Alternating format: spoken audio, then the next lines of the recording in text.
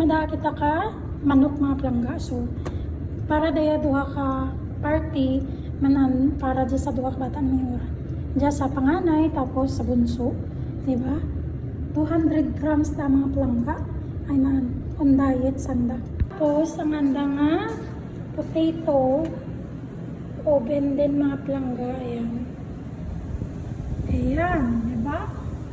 Hindi pinirito, in-oven siya. Ng olive oil. Ayan, olive oil mga plangga. Spread lang natin para syempre lahat mamantikaan. Ganyan, manalak.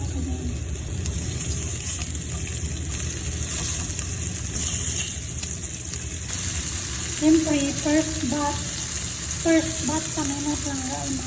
Hindi man sa iyo sa karahasa. Lahat ng atin nga potato.